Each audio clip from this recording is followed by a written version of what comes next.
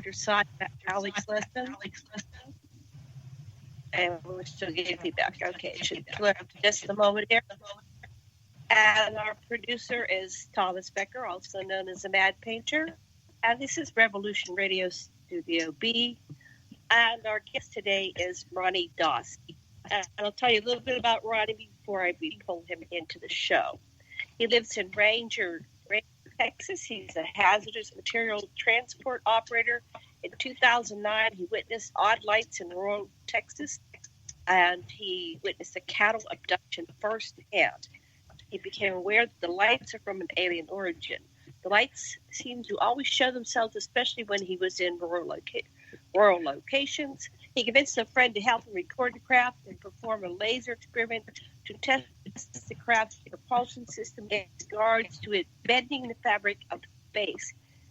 In the test, Dawson fired a 250 milliwatt green laser around and onto the craft surface, and his friend was awestruck at the sight of this UFO, and he failed to record the historic event.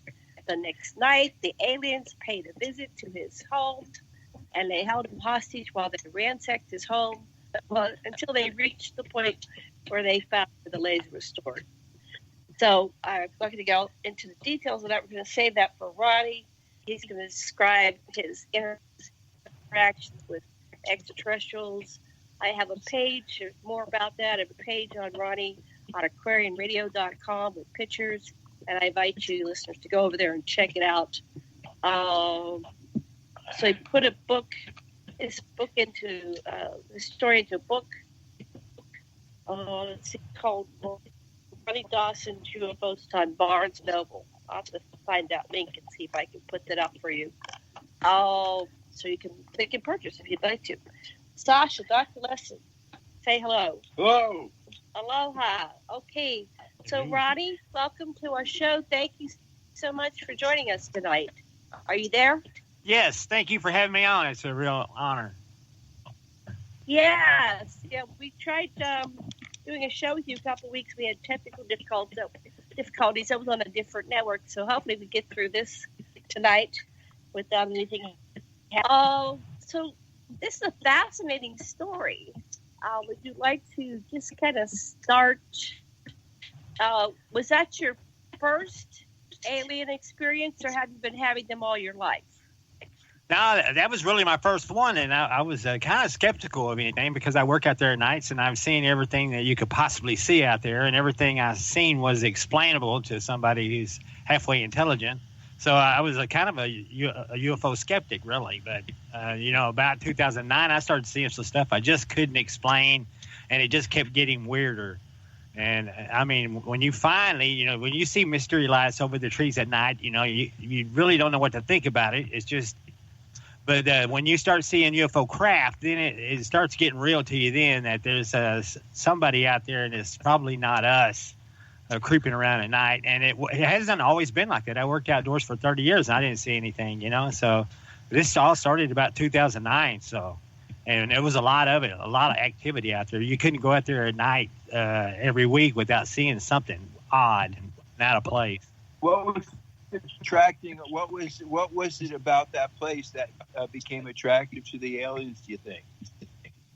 Well, it wasn't any one particular place. It was just like I haul in about 4 different county area, and it was like no matter where I was at working nights, I would see something odd. So there was a lot of activity out there, or either that or they had some way of tracking me, and they were showing up wherever I was at. Oh. Right. So you might have been the attraction rather than the location. So tell us about, we started to cover this alien invasion, and there's a kitty on the photos that looks just like my kitty. Her name is Furball, and your kitty's a boy. Yeah. So anyway, tell the story. So I invite everybody to look online on aquarianradio.com, and you'll see Ronny's kitty. I'm going to show it to Sasha. I think my male cat's it's a Maine Coon, a large male Maine Coon. And his name's Striper, and he experienced a home alien invasion with me. And he was convinced tell it was us how aliens it started. Well, like I said, what? It started with this. I was seeing so many UFO craft that I had come up. I'd used some thinking out of the box thinking to shine this laser at this thing, and we were hoping that we would be able to video record some beam deviation at it when it was fired at the UFO, and that way we could prove to the scholars and skeptics that we really got something out here that is out of place. And that was the plan. But the plan didn't work out because I fired the laser around it. We didn't get the beam deviation, and we didn't get it recorded on video. But the next night, I was working. I came home from work, and there's a big hole in one of my bathroom floors. And my cat is declawed, and I couldn't imagine how he made such a hole. And he was missing from the house, and I just assumed the cat had made the hole, not thinking that anything else might have. But the cat was missing, and he was up underneath the house, and I could hear him crying up underneath there. So I shined a light down in the hole and called him, and he never would come to where I could grab him. And the hole was so big that a cat could get through it. I mean, I reached my arm off down in there trying to call him so I could grab him and pull him back out. And I never could feel him, but I could hear him meowing underneath there. And when I pulled my arm back out, I looked down there, and there was two eyes down there looking back up at me. And I'm not so sure that it was a cat. And I thought to myself, you're crazy for sticking your arm in that hole, and you're lucky to have brought your arm out. And so it was really scary looking, those eyes looking at me. And so I went outside. There's an access panel, and I pulled the access panel back. I called the cat, and the cat come rushing to me, and I retrieved him from underneath the house, and I blocked the hole back up again. And the blocks had been pulled out a little bit, and there's a big, heavy blocks. And so I can't imagine what pulled them out. So I blocked it. I secured the house. I got some heavy metal tin, like 30-year roofing tin, and I screwed into the floor around the hole so the cat couldn't escape again. And so kind of frustrated that the whole thing had taken place. So I'm at home. I have to get up early the next morning. And I turned in fairly early. It's 9 o'clock. I leave enough lights on in my house. I can get up and get a drink. I can go to the bathroom without falling over stuff. So my house is not completely dark. So it's time for bed. I go lay down, and I no sooner lay down, and then all of a sudden I hear stuff start breaking in the kitchen, and I'm thinking, my goodness, this cat is really bothering me tonight. So I tried to get up out of bed to go see what the cat was getting into, and I realized I was pinned in bed. I mean, I hadn't even had time to no more than just get my feet off the floor and relax in the bed. And then I was all of a sudden trapped in the bed. And I kept hearing stuff breaking in there in the kitchen, and drawers and cabinets opening. And then I looked out of my bedroom door, and I could see my cat Striper was standing there in the doorway, and he was looking back towards the kitchen, and he was very concerned, looking like there was something else in the house besides him. And I thought, oh man, it's not my cat. But I've had squirrels in my house before, so I was clinging to the hopes that squirrels had fallen through my drop-down ceiling like they had before, and I was fixing to have to go get welding gloves and a trout net and catch them like I had before and throw them back out. But I was strapped in his bed, and the cat was watching all this curiously, and he came running in there and jumped in bed with me. And I thought, man, am I having a heart attack? Is it got medical issues? Something wrong with me? I cannot get out of bed. I didn't feel anything like holding me. It was just like when I was relaxed in bed, I couldn't feel anything. But whenever I tried to get up, it was like there was a force that was pushing down on my chest. And there was like no way I could not get up out of that bed. And the cat jumped up on the bed with me. And then all of a sudden, we seen something run by the doorway of the bedroom. And whatever it was very short, very fast. It was just a black brownish streak that went by the door. And it was like, wow, I'm still clinging to the hopes that it's squirrels and that somehow I'm going to be able to move eventually. And then all of a sudden, another one run by the door. And then the next thing you know, it ran back by, and then I could hear cabinets and drawers and stuff opening. And I'm thinking, well, squirrels don't, get into your house and start opening cabinets and drawers. They get in your house and chew things up and knock things over, yes, but not opening cabinets and drawers like these things were. And then I seen one run across a vertical wall, and I'm thinking, okay, my hopes of this being squirrels went plumb out the window then, because squirrels can't run across vertical walls. And one run across a vertical wall. And I'm thinking, okay, this is probably related to what went on last night.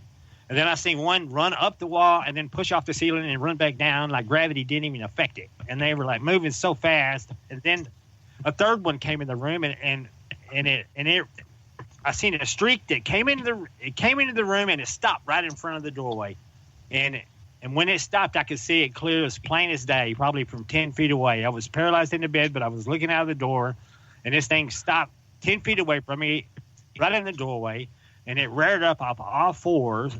It was on fours, and it reared up and stood on its back two legs, and this thing was like nothing I've ever seen before. It couldn't have been no more than about 18 inches tall, and its hands and legs looked more like an insect, but it had a humanoid-looking face.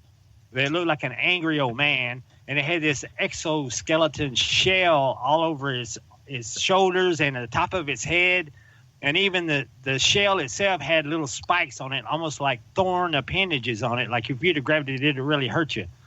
And this thing, I couldn't tell if it was a body armor this thing was wearing or if it was just an exoskeleton shell on it, but you could certainly see it was nothing like I'd ever seen before. So I was terrified at this point, going, man, these guys, they just need to take whatever they want to take. Just stay out of this bedroom where me and the cat are at. Just do not come in here.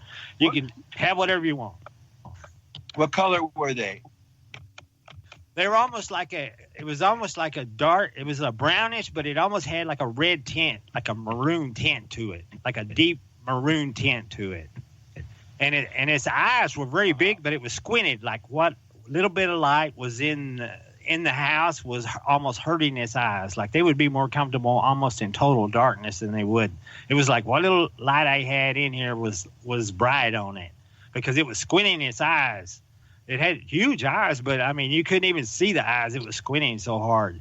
And it had its mouth was very tight-lipped, and it had almost like a human-looking nose, but its arms looked nothing human at all. I mean, it looked like insect, almost, like some kind of an insect appendage.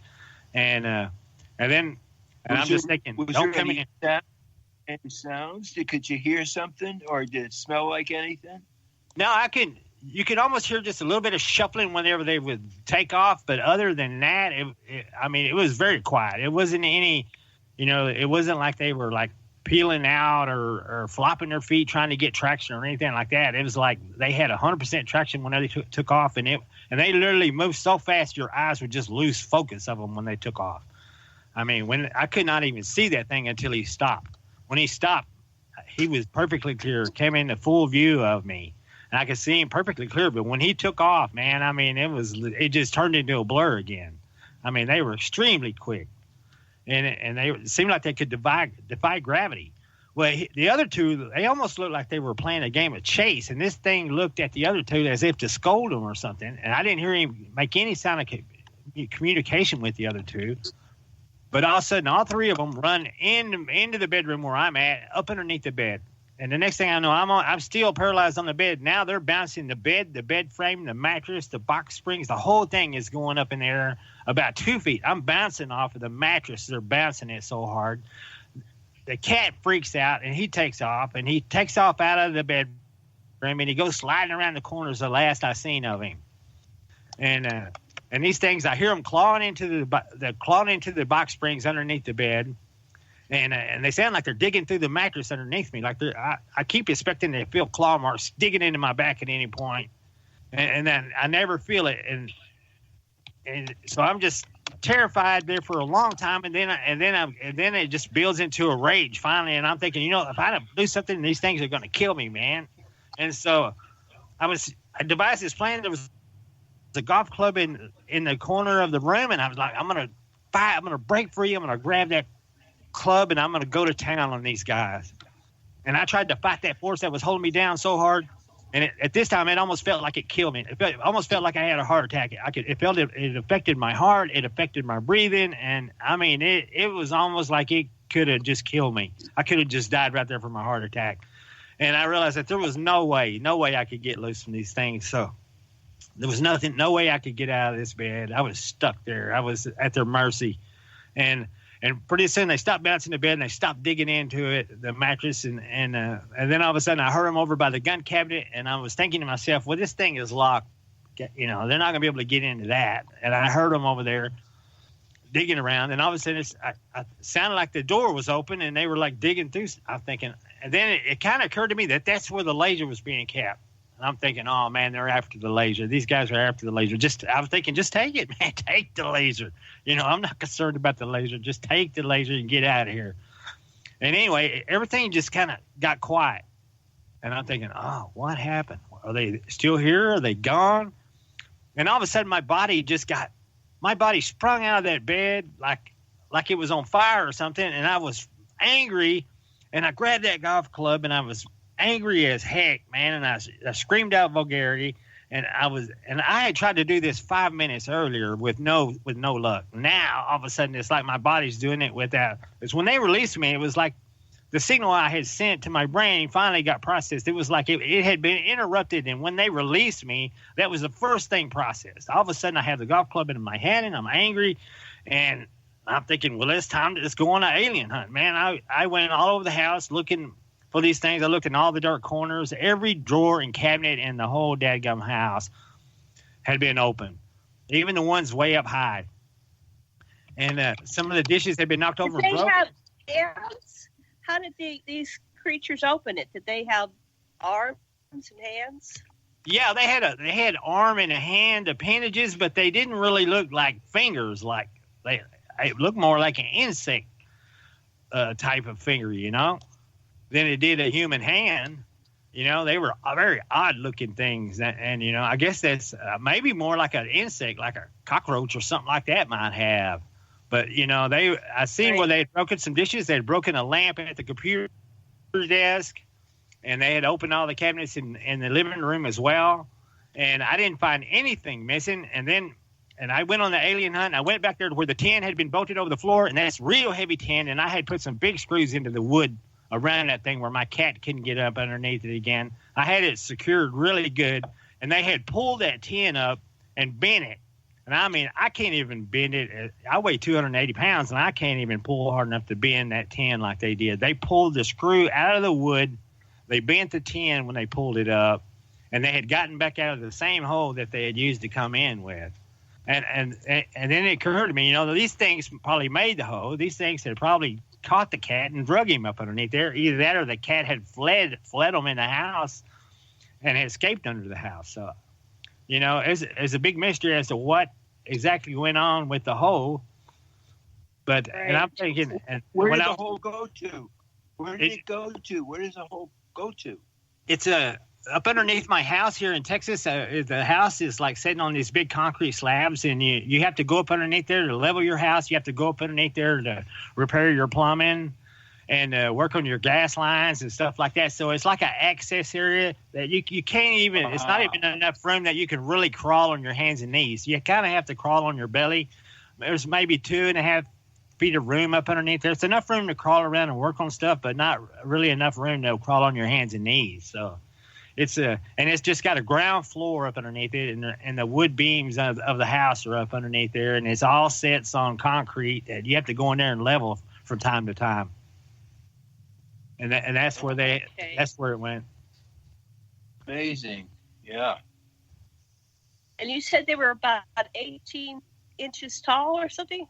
Yeah, they're very short. I mean, yeah, they weren't tall at all. And like I said, they run on all fours. And then when they stand up, they're probably 18 inches tall. So they are not tall. But I think there's some kind of recon team, sent by somebody else, because some of the other aliens I've seen, this is the only time I've seen these little aliens.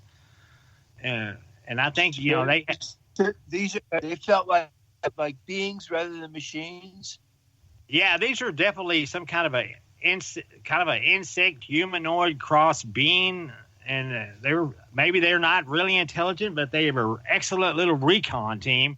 And when I looked up underneath the box springs where they had dug into it, and there was some claw marks on the wood, and there's a heavy metal screen across the top of the box springs, like they were trying to get through it to get to the mattress underneath me, and they had pulled on that wire screen hard enough that they bent it with their claws or whatever.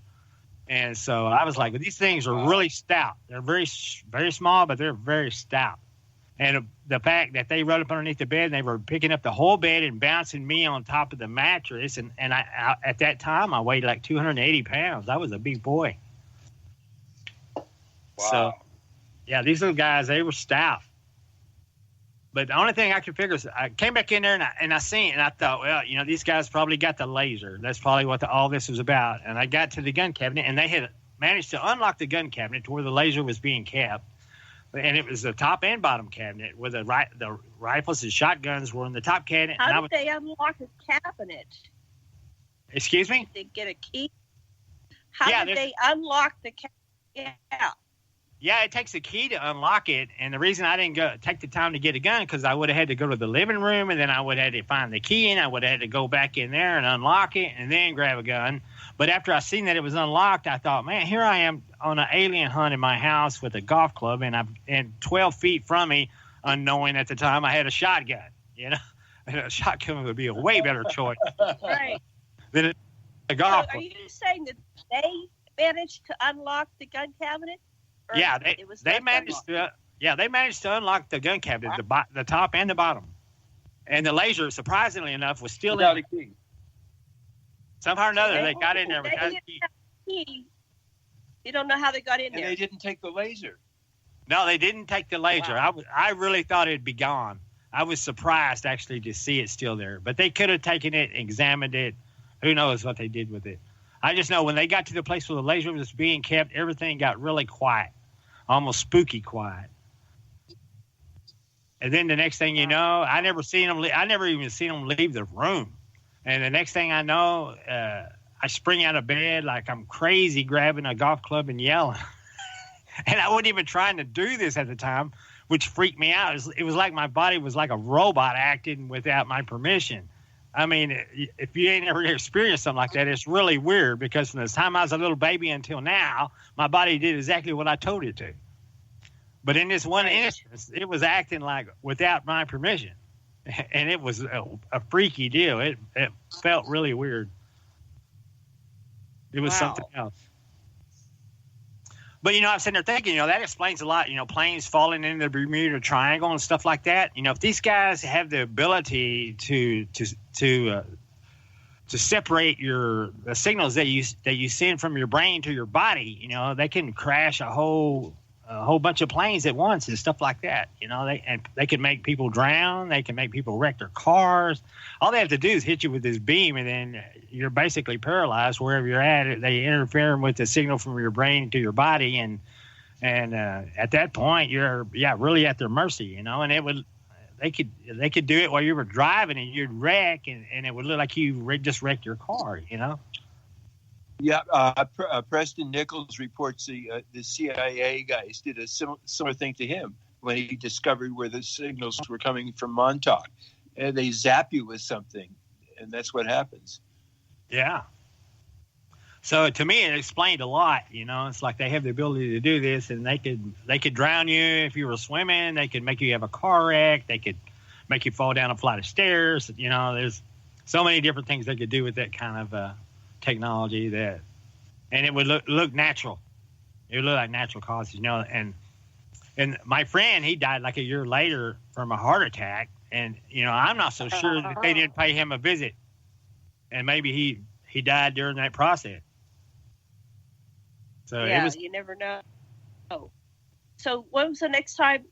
Are you complete on this episode? Anything else you want to tell us about? Well, what did you do? Did you tell anybody about stuff like that? Well, I really wanted to call the police, but I'm a hazardous material transport, and I was weighing the options of calling the police, and I was like, it would be really nice if I could get the police over here to get some fingerprints and get some evidence of these things running around my house. But I'm sitting there thinking, man, once I tell the police that I just chased aliens around my house and they broke dishes. Lose your job. Yeah, and I'm like, oh my God. The cops are going to think I'm nuts, first of all. And it may affect my hazmat license. My boss may demand a psychological evaluation. God only knows, what would come out of it. I thought, man, if I could get a cop over here that would really listen to my story and take some samples and stuff like that, it would really help. But it was just, I was like, man, is nobody going to believe it? I called my girlfriend. I called my best friend. I did not report that one to MUFON. No, I reported the UFO site the night before to MUFON. But I did not report the alien home invasion to MUFON. Okay. Wow. Oh my God. They might be able to still come in with special equipment, and they might be able to still see things. But, they have their equipment. But I was talking to a guy. He said, if you really had aliens in your house, there would be microbial bacteria in there and stuff like that. And he said it would make you sick, and you would probably die. And I was sitting there, and I was talking to this guy, and I was like, you know what? Mysteriously, after this happened, I had like a hair follicle on my stomach that got infected, and it got so infected that it inflamed my entire abdomen. And they tried every antibiotic they could think of, the strongest that the doctor could even prescribe. And he said, this is our last thing that I got that can stop it. He said, or I'm going to have to go to the CDC up in Fort Worth, and they're going to have to design me a bacteria to stop this infection. And that's how bad my abdomen got so infected.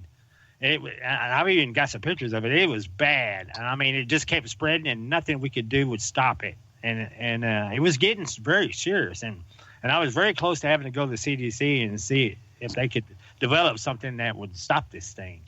And I'm not so sure that wasn't related to these guys being in my house and crawling all over the places that I was touching with my bare skin. How soon after that event did that infection happen? It didn't seem like it was all that much longer. It was like six months or something like that, I think, something around there. Well, I'm thinking if you call MUFON, they still might be able to find something. I'd never heard about your house being infected by microbes, but that's interesting. So you thought that was related to that incident, to what might be it? Are you still living in that house? Yes. It could be, the doctor called it staph, and he kept sending the test off for staph, and the test kept coming back negative. And he was going, well, I'm going to treat it like staph. He said, I don't know what else to do but treat it like staph. But every test he sent off for staph came back negative. But it was acting a whole lot like staph. Did the cat get sick too? No, the cat did fine. He's still alive today and healthy. He's 13 years old. Okay. Oh, good. Wow. So I'm reading a little bit on your book here. So that was not the only incident. What else happened to you? What was the next thing that happened? It was about a year to the date. And I mean, I had gone after seeing this horrific event and experiencing all this. I went a solid year and didn't see anything. No lights in the sky, no craft, nothing. And I thought, man, I don't guess I'll ever see anything like that again. And then just out of the blue, I was in a rural lease down by Coleman, Texas. I was working nights. It was early in the night. It was like it hadn't been dark that long. It was like 9 p.m. and it was already dark because it was like in March. And it was a year later, almost to the day that they had invaded my home, and I hadn't seen anything. And I came pulling up on this lease, and I was on the phone talking to my friend, and all of a sudden I seen the same bluish white lights I'd seen on many other craft come on, and it was this craft was on the ground, less than about 100 yards from me, and it rose up above the mesquite trees about 20 feet up in the air. And was fixing to pass right over my truck. So I hung up with my friend. I was hanging out of my driver's side window up to my waist, and I was trying to get my camera open because this thing was fixing to pass right over me. But before it got to me in the truck, all the lights just went out on it. And I looked, and I couldn't see anything. But I had a feeling it was still there, and sure enough, it was, because after I went ahead and pulled up and started my loading process and stuff, the lights appeared over the field, and this thing the lights would come on, the lights would go off, it'd move 100 yards, it'd come on again. So I knew this thing was out there.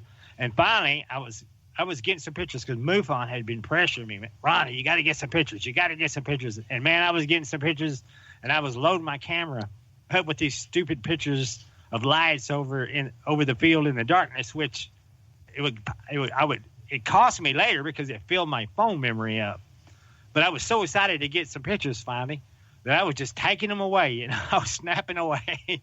And this thing, At one point, it appeared on the ground, and I had bought this. It's a Motorola Tundra camera. It's one of the first flip phone cameras that had it, because like in 2011 they didn't have smartphones yet, but this camera had you could take video as well as. And I'm thinking I'm going to get a video if I see something amazing. Well, this light came on.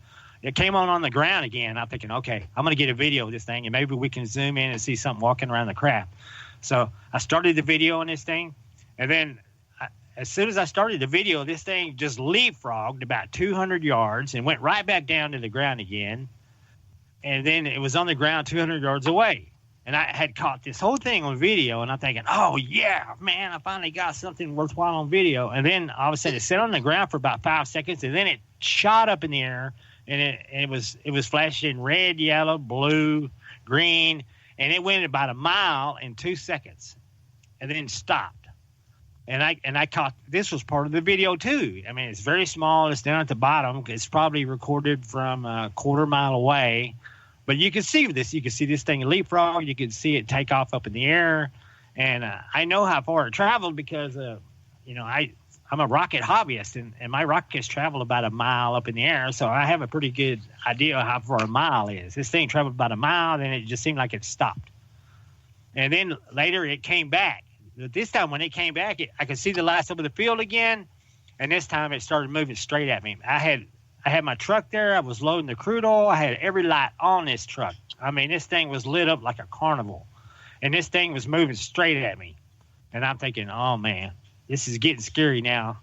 And I was sitting there going, oh, man, this thing, how close is this thing going to get? And this thing just kept coming, and then all of a sudden I was looking, and you could see these red lights coming from it, but it stretched like taffy. It was almost like you smeared grease across a glass or something like that. It had no light source, but it looked like smeared light. And I was thinking, man, I've never seen lights that looked anything like that. You know, I thought my eyes were tearing up, so I wiped my eyes to make sure my eyes weren't tearing up. You know, like I was so excited to want to blink, but it wasn't my eyes; it was the light itself. Well, this thing kept moving at me.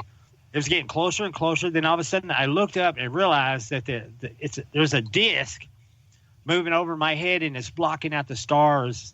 You could see it blocking out the stars, and this thing was really close to me, and I was like, and then it really hit me. I had kind of got shock scared. My knees started shaking so bad I couldn't even run. I really thought it's time now to run, but my knees wouldn't let me run. It was all I could do to go down the stairs. And I stopped the loading process underneath the tank, and I looked up, and I could see the disc right over the top. The edge of the disc was right over the top of me. And I thought, oh, man, this is bad. This is bad. This is bad. And I stopped the loading process, and then I got to thinking, this tank that I just pulled, it's got oxygen sucked in there. It's very flammable at this point. It's explosively flammable. And I thought, I got to get away from this tank. So I backed away from the tank, and I hid behind this metal separator, which is just a little ways away, but I couldn't go very far because my knees was shaking so bad. Hiding behind the separator, and I was looking around, and this big white light inside a compartment underneath the UFO came on, and it was like the whole wall inside there was just lit up with bluish white light that I had seen so many times on so many different craft. And it looked like something standing in this portal bay window looking out at me. And I thought, oh, I got to hide, man. This thing is looking for me. And so I'm sitting there hiding, and then I look around, and I see how dark it is, and I'm thinking, oh, man, there's going to be some slimy hands rushing at me from the darkness, man. This was not fun by no means. This was the scariest thing that I've ever been through, man. My knees were just shaking. And I was thinking clear and everything. I just couldn't do anything. It was almost like soldiers get, like what they call it, shock syndrome or something like that, shell shock. Right. Wow. So then what happened? So I'm sitting here thinking, well, I got to get a picture. I've got to get a picture of this, man. So I leaned around the side of the separator, and I snapped one picture. And in this picture, you can see the separator that I'm hiding behind. There was the lights from inside the UFO were shining on a tree that was on the ground. In that picture, you can see the light from the UFO hit the limbs of the tree over there. It's lit up. So you can see the opening in the UFO. You can see the white light. You can see something standing in the portal bay opening. and we thought it was a horned alien, but I found out later after meeting the alien in August 2017 that it's a female, and there's something standing behind her, either a second alien or God only knows what. But at that time, it looked like a horned alien staring out of that porthole opening window. And I guarantee you, it was very frightening. It was a frightening ordeal. And this thing, nothing came rushing at me. This thing started backing away, and I'm thinking, thank God, because I thought I was fixing to be going away for a while. And then all of a sudden, I hear a roar of a jet, and I'm thinking, I hear a jet. And this thing backs off out there about 200 yards, and then the lights just go out on it. Well, here comes the jet. It looks like an F-16, and it's flying very low. I could see the jet at night. It flew right over the top of the battery, exactly where the UFO was at. And it went right to where the UFO was, and then it made a big sweeping circle. And I thought it might collide with the UFO. I thought, man, I'm fixing to see a battle here, but nothing. It flew right where the UFO was, nothing. And this thing made a big sweep, and it turned, and it headed back towards Dyess Air Force Base, which is about 68 miles away. Like I said, all this was going on, and there's several radar facilities over here. In fact, when on the big ship, I filed a FAA low craft report regarding the big ship that came over 10 minutes later. After the little one went away and the jet left, 10 minutes later, there was these lights that circled down from above my head, and it was, I could see it spiraling down almost. And then I went around the other side of the truck. I'm thinking, I'm going to get a picture of this, whatever it is, something different. And this thing came in, and it came in, and you could literally see like a smog coming, like a fog coming off of it. I don't know if you ever seen there was, what is it, like the 4th of July when the big craft came in on Independence Day and the fog and the steam were rolling off of it. That's the way this thing looked. It was like the coldest space was reacting with the warm air around it, and this fog was just boiling off this thing. And I could see this thing coming out of the fog, and it looked like an arrow tip. But what it was the left tip of the huge mile-long V-shaped craft, and this thing passed right over the top of my head. It took about 3 seconds to pass over me.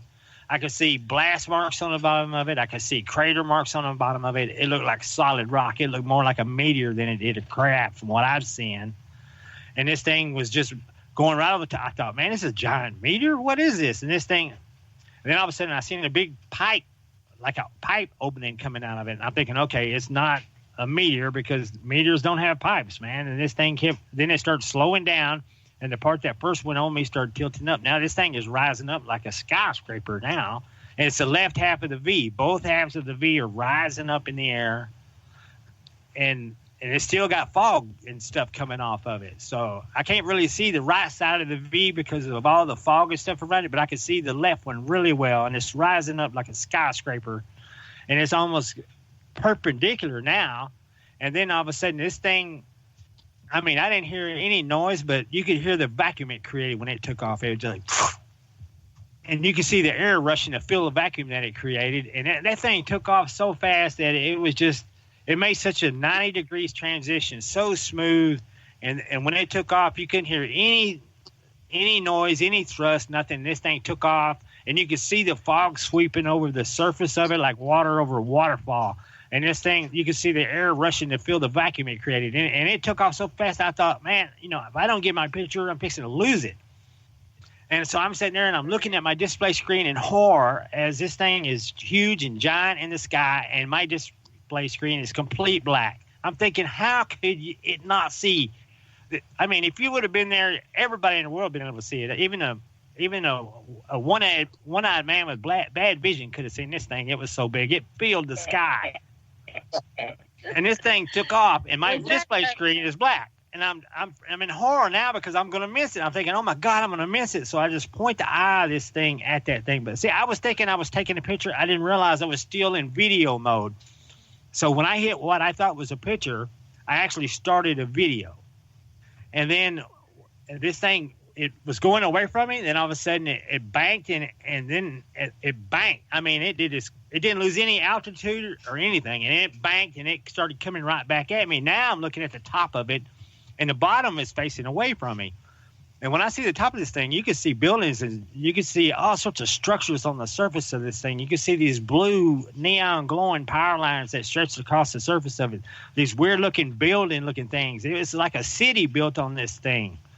There's a huge tower that had a huge light source on top of it and blue power line looking things coming off of it, like it may be a detachable power source or something like that. I couldn't tell if it was on a tower or if it was just simply flying above the surface of the craft itself. And then I could see this giant row of burning flares. I mean, jetting, like huge jetting blast of fire being shot out of these things, a whole row of them. And it's just shooting this fire out, and you can see the smoke these things is creating from the fire burning. It's almost like they had a refining process going on. And there's just, I mean, I was just taking it all in, like, my God. But this thing is coming back at me, so now I'm thinking, oh, my God, they're coming back. It's time to hide again. And I was thinking about crawling up underneath the truck and hiding. And then all of a sudden, instead of coming all the way back to me, it stopped. And it made this big-ass circle. And then it climbed at a 45-degree angle, and it went from being a giant 1 mile V-shaped craft flying across the top of the trees and to about two seconds later, just some dots moving across the stars, just like what I had watched come in. And I guarantee you, when this thing was leaving, I was over there, I was jumping up in the ground, waving my arms like a high school schoolgirl that just got invited to the prom, man. I was like, I realized that I just got to watch this, I got to see this, and I wasn't going to get taken. And I was celebrating to beat all hell. And I was praying that I caught something on my phone. And luckily I did. You can see that video, the left half, I caught the left half of the V-shaped craft. But I caught it from a mile away. You have to realize that a mile away, this thing is still so big. At a mile away, your camera's field of view is maybe a quarter mile. And you can see on my video that this thing at a mile away is still larger than my camera's field of view. And now this is some of the stuff we've been looking at this and analyzing this footage for a long time. And when the smartphone came out, they had new software that came out that was made specifically for phones, not computers. I went from 7 still frame images of the craft to 26 still frame images of the craft. And they were better quality than I had seen in years. So it breathed new life into this thing. And so I started just digitally enhancing the imagery of it, not doing anything like Photoshop. I don't even have Photoshop. All I can do is really turn up the brightness, adjust the contrast a little bit to where I can see what I'm looking at a little better. And when I did that, you could see some of the oddest stuff you could ever imagine. And it's just the kind of stuff that you would see on a real UFO. Nothing that you could really identify, nothing you could recognize. And then we started, this lady was looking at my footage, and I was looking for machinery. I was looking for architectural structures. And she said, there's a huge creature right there on the surface. And I'm going, okay, this lady's a quack, because there can't be no creature on the surface of this thing. And I said, finally, she just kept bugging me. So I said, okay, lady, circle what you're talking about so I can take a better look at it. And she circled it. And once she did circle it, I looked at it and I thought, my God, that does look like some huge animal. And the more you look at it, the more detail you can see. It's like a 4-legged lion-looking thing, and it's got horns on its head and a flat face, and it almost looks like the Sharush from the Babylonian days, you know? And I'm thinking, holy cow, that is either just something, it's very odd. I just didn't know what to think about it. But then I found something else. I was looking at it, and I said, okay, there's something back there. And I started going back and forth in the footage, slowing it down, and getting to the precise area that I wanted to get. And I brightened it up to where I could see it. And sure enough, out of the darkness comes this insectoid-looking thing that's got to be, it's towering above the buildings on the surface. This thing has to be 40 feet high. Has to be as tall as a telephone pole from a mile away. And this thing has 2 huge long arms that are coming out of its back. And then I even put a sketch filter on the mouth of this thing, and it looks just like an insect's mouth. The sketch filter can actually see things that you can't see that are details of the picture itself. And this thing, and then I could even see where one of the arms casts a shadow up on the body of it. It's consistent with the direction of the light being shown on it. So there's definitely some odd pictures. And like I said, these pictures, anybody can take a look at these pictures just by going to Google and typing in Ronny Dawson UFO. That stuff is all over Google. And you can type in Ronny Dawson UFO on Google Images, and you'll see all this stuff will come up. It's like I tell people, Google has posted everything that I've ever put out there. Google's been my buddies, man. It makes it up there pretty quickly to the search engines. And, and I thought, and I got a picture of this thing, and I thought, well, I can't, nobody, it's so crazy, nobody wants to believe it. Now, the FAA, I filed a FAA low craft report, and I tried not to use the word UFO. I tried just to tell the guys, I say, there was a huge craft, and it came very close to the ground, and we need to look into this because this thing was too big to be that close. Well, the FAA, we had like a phone conference, and they basically told me that every craft in the area had been accounted for, and that I need to report my UFO. They called it a UFO to Newport, and I thought, okay, so and they've got the radar images now. If somebody wanted to do a FOIA request, that would be because I guarantee you, if you got a V-shaped mile-long craft flying around out there over north central Texas, and it's 68 miles to Dyess Air Force Base radar, and I think it's like 60 miles to I think Abilene Regional Airport radar, and 138 miles away, there's a 600-mile military radar at Snyder, Texas. So there's 3 huge radar arrays that would have that. It would be March 2nd, 2011, at 9 p.m. About 9 p.m. And there would be a record of the jet plane that came too. Right. Exactly when it came. Yeah, like I said, that jet plane making the circle over the thing would be a good identifier because the small craft was in the area when that plane passed over and made a circle. And 10 minutes after that plane was when the large craft appeared. And that large craft, it should show up on any radar. Now, I have inside sources that have tried to look. They said, I have access to that kind of stuff. And I said, okay, can you look at it for me? And he said, man, he went up there and tried to access the data, and he said he couldn't access it. It was like missing, but it could have been under the FAA review for the low craft report I filed. May have been the reason they had it locked out. Either that, or somebody's got it and they know there's something on it and they don't want nobody to look at it. So I'm hoping it's out there, and I'm hoping somebody can find it. That would be an awesome find because I can guarantee it was there. I can guarantee it was there, and I can guarantee if there was the radar images of that night, it should show something. The night was. There has to be the airplane. The airplane has recorded images as well. Yeah, but that was from the Air Force Base. I mean, that was our military, right? But they could triangulate. They could triangulate what they have on the ground plus what the plane got. They did admit that they sent their craft out, didn't they, to chase it?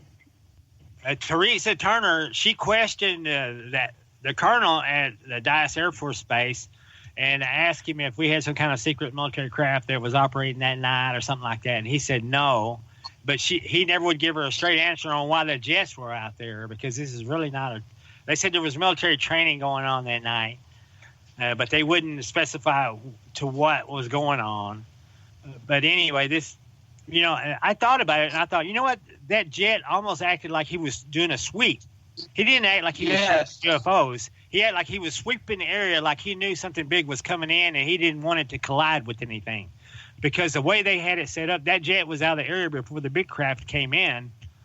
And even the pilot of that jet wouldn't have seen the big craft because they made him leave the area before he got there. It was almost like they were doing a sweep to make sure the sky was clear before that big sucker came in. Yeah. So there's some shady stuff going on there, and this is really not a big training area for the military out here. You don't see jets training out there ever. Wow. So let's see. We have like 6 minutes before the. Tell us about you actually saw a cow getting it. Yeah, you saw a cow being taken.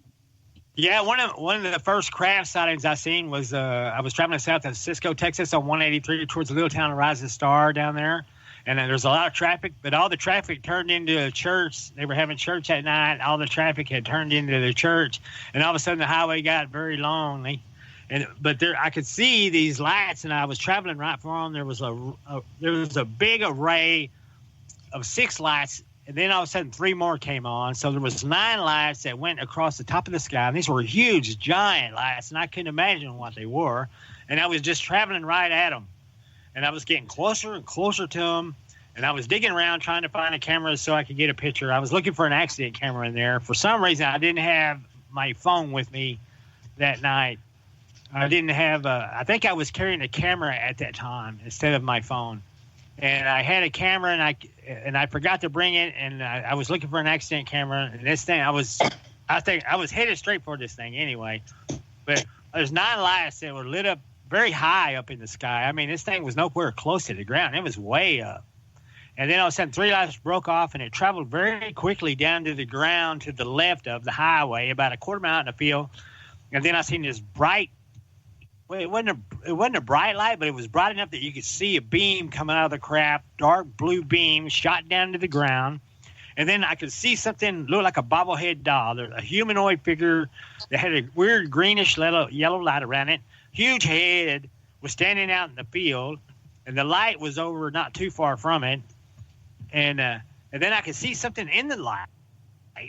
There was something even darker in the light, about 30 feet up off the ground. And I was taking all this in, trying to see what it was. I was thinking about stopping.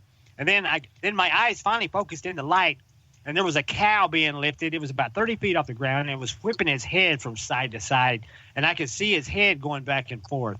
And when I seen that it was a cow, it scared the heck out of me. And I decided not to stop and to keep going and hope that I wasn't next.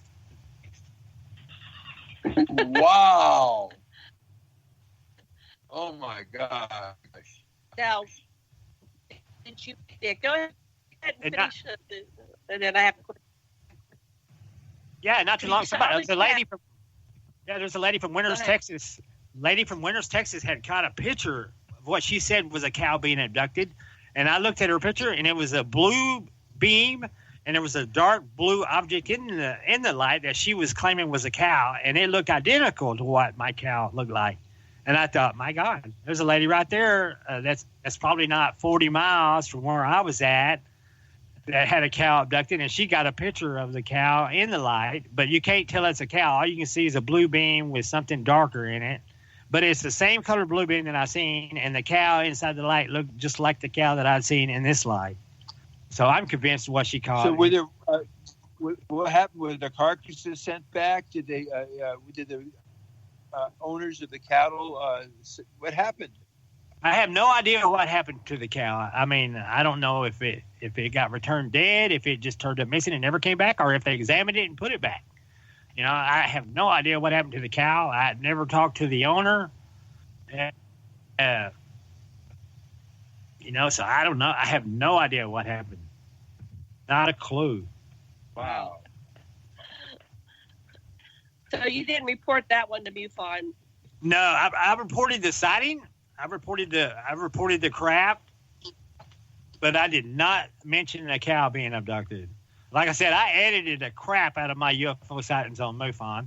At the request of, I had a buddy. I got this buddy who's like, he's a government conspiracy guy, and he's going, man. He said, you got to quit telling those guys anything. He goes, they all work for the government, you know. And he all along he's harassing me, you know. Why are you filing those reports? He goes, MUFON is all that is a government cover up, you know. You know, they want to know who's seen what, you know. And I said, look, he said, don't say a dadgum thing about the cow being abducted. I said, all right, Rick, I won't say anything about the cow being abducted. I just say I seen some lights. Okay, yeah, that'll work. Do that. And yeah, this guy, he's been harassing me the whole time. Every time I talk to MUFON, he's like, what are you doing? And I was talking to Teresa Turner when they come down to the UFO sighting where the Coleman, Texas sighting happened. And she's like the Texas State MUFON director. She wanted me to come down and meet me myself at the location. And I told my friend Rick, I said, Rick, I'm going to meet the state director of MUFON. He goes, no, don't do it. He goes, you're going to end up dead in the back of a Hummer. And I'm going, oh, Rick, it ain't going to happen like that. Anyway, so I'm talking to Teresa Turner, and I said, okay, well, she says she's headed in from the south. I'm coming in from the north. And she said, I'll be driving a black Hummer. And I thought, oh, shit. I called Rick up. I said, oh, Rick. So guess what she's driving? I said, she's a black Hummer. And I'm going, no. He said, you're going to be dead in the back of it. Okay, well, that's our music. We'll be back in 5 minutes. Break. We'll see you in 5. Alex, listen. This is Revolution Radio, Studio B, producer Thomas Becker, and our guest is Ronny Dawson. And before we get back to our show, I'd like to remind everybody to please go over to our donation button on revolution.radio and make your donation. We really appreciate your funds that help us with our transition over to our new system and new location. And it's time to catch up. We're a little behind. So do make donation. Thank you so much and much appreciation. So, Dr. Lessin, what would you like to say? Any questions? Well, what kind of sense are you making out of all this stuff, Ronny? What's it all about? What's going on? Yeah, and I want to cover, before you talk, Ronny, you had 2 attempts at your life, and wow. Your friend. I guess they might have killed the friend. Died mysteriously after filming Dawson's Man Escapes Alien Abduction video on YouTube. Wow.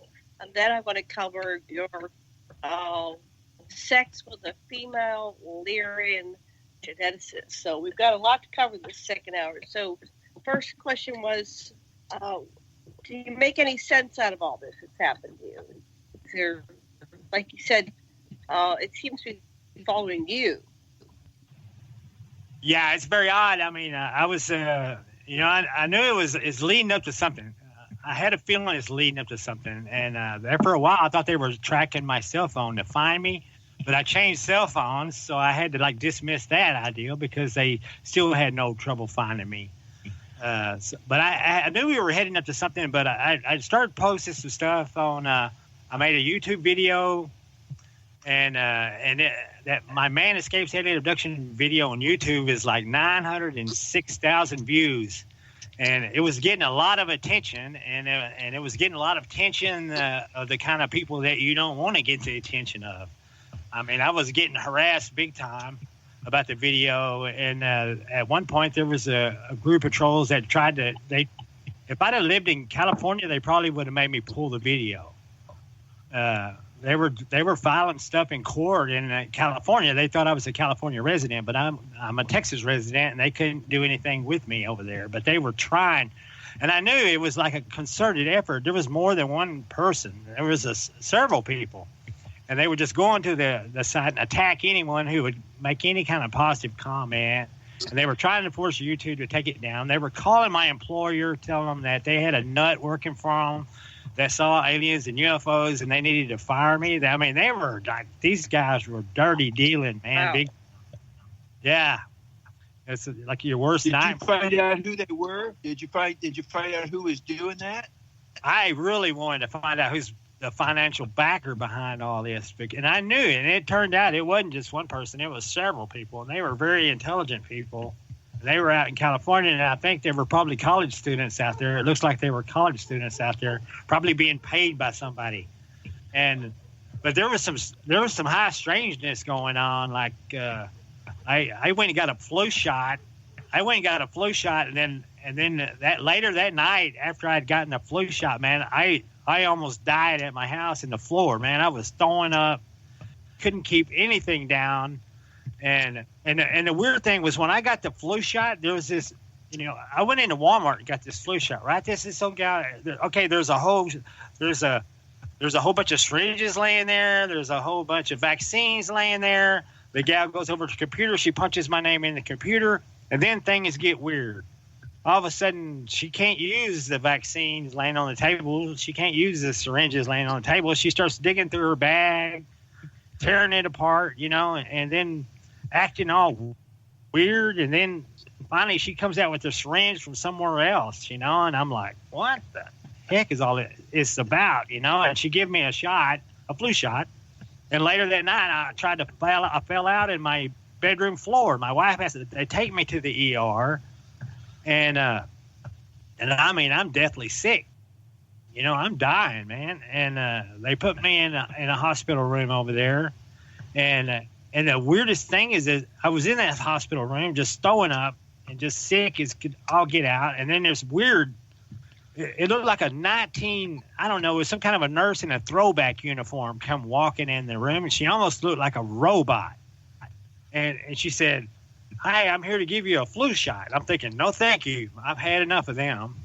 I do not need a flu shot at this point, And she said, and then she turned around and she said, well, a nice B12 will make you feel better. And she turned back around and she's got the same syringe in her hand. I mean, she never even changed syringes.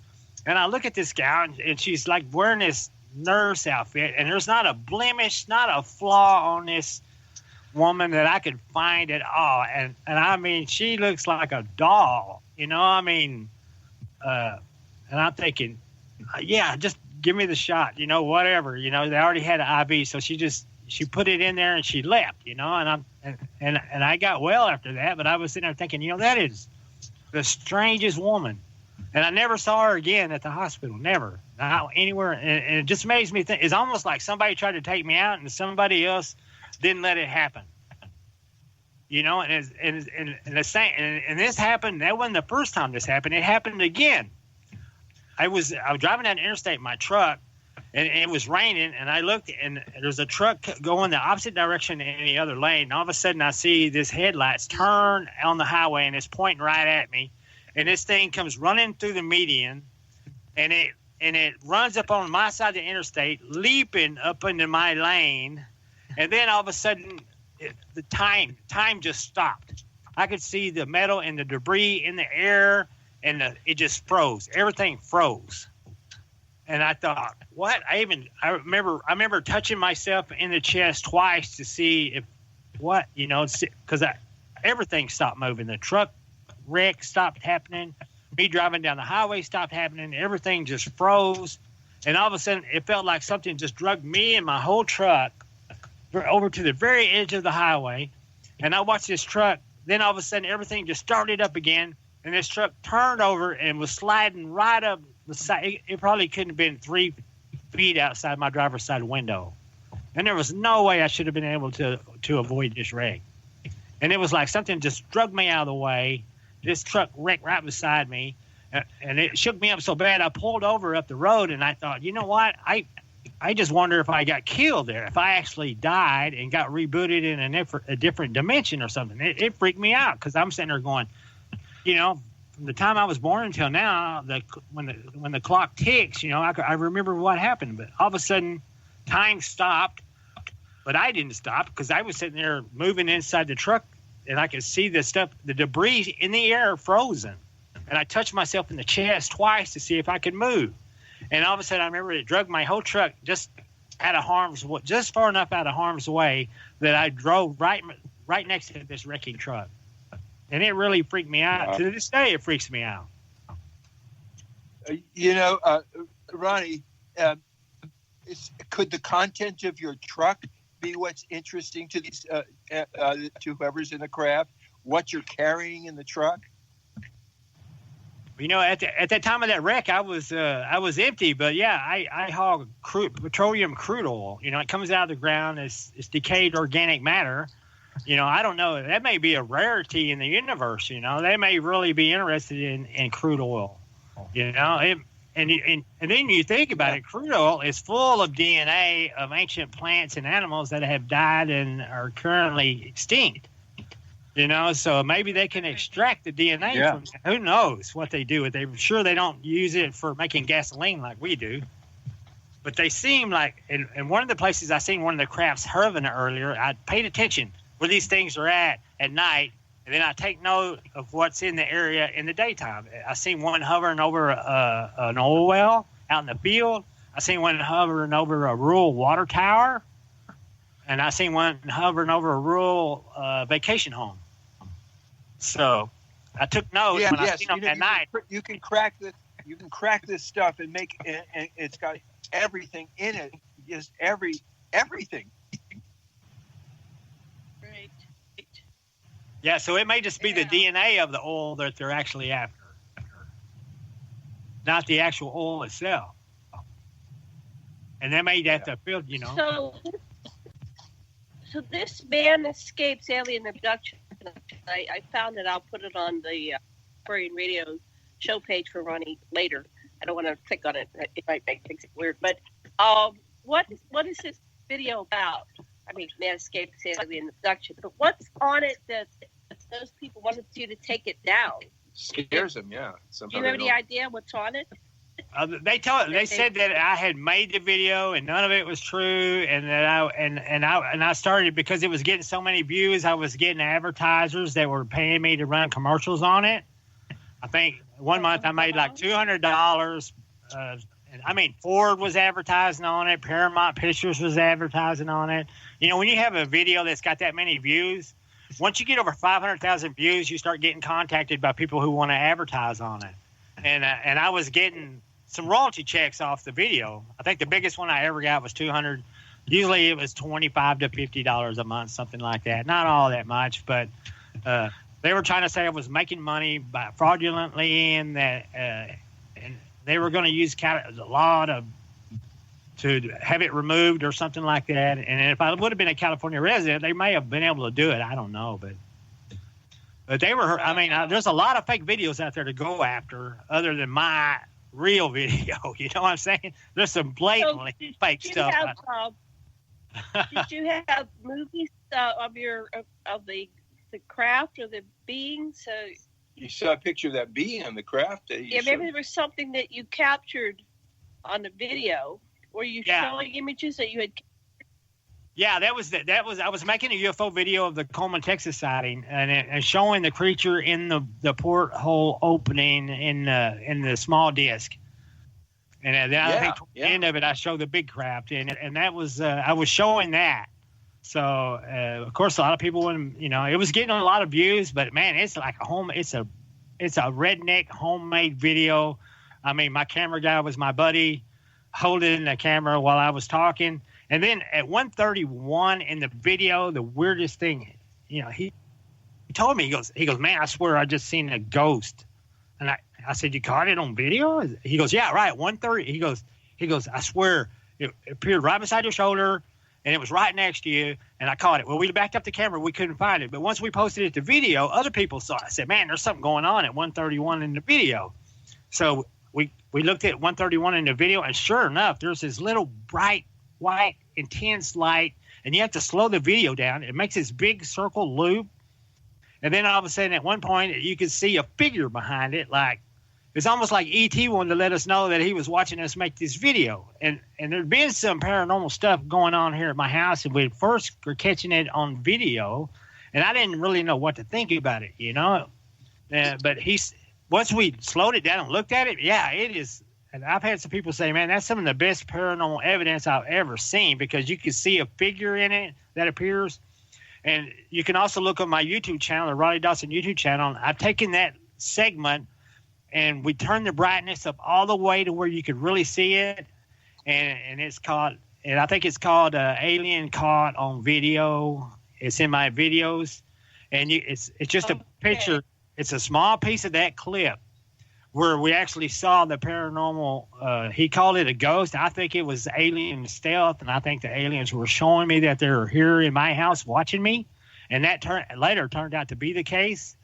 And I think they just wanted to show me that they were here. We were making a UFO video about them, and they just decided to make an appearance. But this weird thing is... The video is still up. The full video, Man Escapes Alien Abduction, or is it down now? No, it's still there. Yeah, it's still got 906,000 views. Put it up. Yeah, we'll put it up. Yeah, I'll grab it and we'll put it up. So you said your friend died, the one that help you make the? Yeah, 6 months after we made this video. Yeah, 6 months after we made this video and caught this anomaly on the video at 131. He turned up dead at his house, and I'm the one that found him. I went over there and I couldn't get in the house. And I couldn't get in to answer the door, and his mailbox hadn't been checked, and I had to call the police. And we broke in the house. They wouldn't let me go in because I'm not family, and they come back out and said, "Yeah, he's in there, but I'm sorry, he's not alive." And so I lost my best friend there, man. And I was What did he die of? They said they did. What was weird was they didn't do an autopsy. I really wanted them to do an autopsy on him, but he had some heart surgeries and stuff.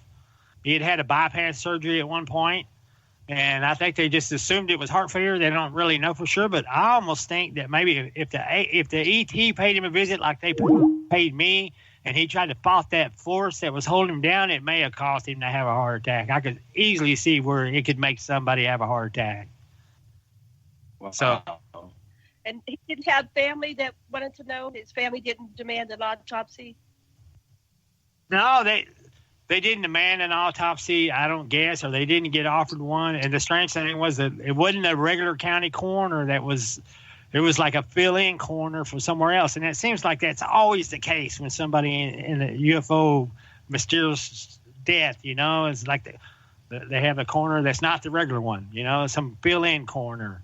It's very weird. Did his house look like it could have been broke into like yours was? Was there anything when you went up to the house before you got the cop? Was there anything that made you think that the house might have got broke into? I didn't see anything like holes in his floor or nothing like that. And after I told him about what had happened at my house, he resecured his windows and doors. And I mean, he had that place like a fortress, man. He did not want that to happen to him. But like I said, and he was fairly healthy. I mean, I worked side by side with him on home projects, and he worked as hard as I did, and I didn't see any sign that he was, ready, willing to having heart trouble that could be fatal. How old was he? He was my age. I'm 59, so yeah, he was probably 54 years old, 55. Yeah, he wasn't that old. Wow. Yeah, it's a sad deal, So you decide to make this book, so even if you die, the story can live on. So then you say in August 2017, you made first contact with the ET, and you briefly visited their planet by entering a dimensional portal. Can you tell us about that experience? What happened? Yeah, like I said, the strange anomalies kept appearing around my house, and at one point, I woke up. My wife was fixing to come to bed. I woke up, and there was this mist floating over the bed. I thought something had caught on fire in the kitchen or something, and I kind of panicked. I seen the smoke, and I was trying to go to sleep, but the lights were on in the bedroom because my wife was coming to bed. And I opened my eyes, and I seen this mist over the bed, and then when my eyes were open, this whole mist shot off the bed through the wall. And this is the same wall that I passed through when I went through the interdimensional doorway or gateway. And I thought, okay, there's some paranormal stuff going on here, no doubt now, because I just seen this in a well-lit room. Very odd. And anyway, it was about 6 months later. It was August. I was working nights, and I came home, and it was in the summertime, about mid-August. I worked nights. I came home, and it's probably 9 o'clock in the morning. I usually wake up about 10 or 11 a.m., something like that. So it's a couple hours till it's time for me to wake up. It's about 9 o'clock in the morning. I'm not even dreaming. I'm asleep. And all of a sudden I had this weird dream, and there's like two chicks pulling on my arm. And I slip out of their grasp, and I fall back to sleep. And I thought, well, that's a weird dream. It's a weird mini dream or whatever it was. And then all of a sudden they got me by the arms again. But this time, one of them looks at me and she says, "Help us." And I'm thinking, oh, man, they're pulling on me. It's like I'm stuck in a manhole or something. So I start fighting to get loose whatever's holding me. And finally I break free from what I think is a manhole or something like that. They pull me out of the muck or mud or whatever it was. And I finally break free. And then the first thing, she goes to apologizing for disturbing my rest. And I'm going, hold on. Thank you for helping me. Man, I was really hung back there, And she goes, well, no, we're from another world, and we just need to have a conversation with you. We're sorry for disturbing your rest. And I look around, and I'm in my bedroom, and I look, and there's a body sleeping on my bed. I can't tell for sure that it's me, and I'm looking at the body in the bed, and I'm looking at her going, okay. She said, well, yeah, we pulled your sleeping body still on the bed. And I looked at the other one, and she's like tall. She's got short black hair. She's got this bluish skin, and she's got these huge eyes, and they're huge and round, and they completely fill up. There's hardly any white around the iris, just giant irises. And I'm looking at her going, oh, my God, yeah, something don't look right about her. And she's got this big ruby glue to her right cheek. She's got a diamond glue to the center of her forehead. She's got like a tattoo on her left cheek. She's wearing like athletic wear. And she's taller than me because I have to look up to her. And I'm 5'11", and I have to look up to her. So I know she's at least 6'6", 6'8". She's tall. And I look over at the other one, and the other one, she's shorter, she's way more masculine built. She's got this big fluffy hairdo, and then you can see these cat ears poking out through her hair. And I look at her, she's got a very attractive face, but the tip of her nose and her mouth go into like a cat's mouth. And you can even see on her upper lip, it's got these whiskers coming out of it, and they're trimmed, and they kind of remind me of mini porcupine quills coming out of her top lip. And I'm looking, going, oh, my God, these aren't, I thought my wife was playing some kind of joke on me, but now I can see now that these aren't humans. And then I realized, then I look down, and they said, your body's resting there. And I wanted to walk over to look in my own face to make sure that's me sleeping in that bed. And when I try to take a step, I fall forward because my legs are like not moving right. And I fall forward, and I put my hand out to catch myself. Both of the ETs grabbed me by the shoulders to help hold me up. Well, my hand lands on the body that's sleeping in the bed, just below the knee. And I feel my hand like go through the covers onto the knee, and then all of a sudden I can feel the bone in the knees, and then it's all of a sudden it's like the bone broke, and then it went through the bone, and then I could feel the softness of the mattress underneath it. So it freaked me out, jerked my hand back, and I'm like, oh my God. And I look down at the bed, and I can't see from the knee down. I can't see my legs. I'm like submerged in the bed. I'm standing in the bed, and I'm like, oh my God, And so they said, no, you're fine. You're all right. You're all right. You're okay. And they grabbed me by the shoulder. They're walking me out. They weighed me out of this bed. So I'm like wading out of the bed. And I'm like, what in the world is going on, man? And they weighed me out of the bed. So I'm standing there. And so then I'm looking, okay, I'm out of the bed now. And I can move a lot better. And I look, and I got 2 arms. I got 2 legs. And there's a body sleeping in the bed. And it does look like me. And it felt like I broke my own leg, but I'm all right, apparently. And then she goes, look, here, this is where we watch you from. This is a rift between your parallel universe and ours, and this is where the people from your world are going to meet the people of our world. We're safe from physical harm here. We're safe from bacterial and viral infection here. And this is where we are going to meet. This is where we've been watching you. And we've been watching you, they said in your 1940s, they said light and radiation, one of your atomic blasts in light and radiation in their parallel universe, and they had been attacked by an interdimensional weapon previously, and they thought maybe it was a second attack, and they investigated it, and they found our world. That's what she was telling me. Was the skinny of the story, and wow. And so I'm like, okay, all right. So I looked, and they weren't using their minds, so they were using their mouths to speak. And the one that had the cast mouth, she had trouble pronouncing certain words, but like a person with a speech impediment, she would, if she had trouble saying something, she would change her words to where she could say it differently. And it was almost comical to hear her try to talk, but she was talking very intelligently. And the tall blue one was telling me that she was a geneticist. And she kept bugging me.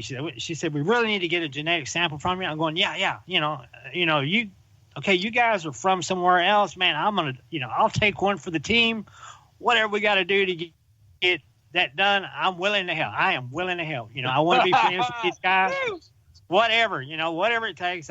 Yeah. I told him, I'll give you, no problem. I'll give you a genetic sample, ever how you want to get it, whatever, And I said, can you tell me how you got here? Can you? Because I always heard people tell me, say, if you ever talk to ET, ask them how they got here. That's what we want to know. That's the question we need to know. And I said, can you show me? Okay. Can you show me how you got here? Well, at one point, she had me she said, look, you can move through solid matter here. Put your hand on her face. So I put my hand on the cat lady's face, and she said, now push. And she said, offer him a little resistance. And so I pushed. My hand went right into her head, and I could feel her hair. I could feel her skin, and I could feel her skull. And then as my hand went deeper in her head, I could feel what felt like brain matter. It felt almost wet. But when I pulled my hand out, it wasn't wet. And you have to understand here, it's like you have a little bit of mass. You have a little bit of mass here, a little bit of weight. Like you can wade through the bed, or you can sit on the bed. You can put your hand through somebody's face, and it doesn't hurt them or you, basically.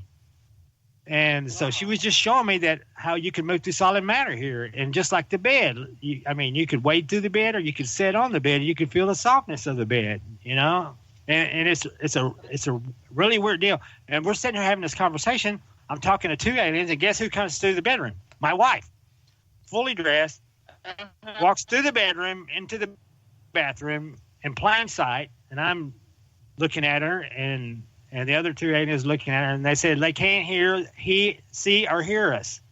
Said, you guys cannot see or hear us. We're here. And my wife comes back out of the bathroom, and she stops, and she's almost looking over at us, but and one of the aliens kind of freaks out. She goes, "Can she see us?" And the tall blue skin one says, "No, she's looking at him." And she pointed to my body sleeping in the bed. She said, "She's looking at him." And my wife paused, and she was looking in our direction, and then she just continued walking. She walked right out of there. And I later asked my wife, I said, "Why do you do that?" She said, "Well, it's because you've had sleep apnea, and I've trained myself to monitor you, like make sure you're breathing all right." So she said, I stop, I look at you sleeping, I see your chest go up and down, and I know you're good, And I never knew she did that, but she told me, she said, "Yeah, it's fairly common for me to do that, So I was like, wow, I got to see it firsthand.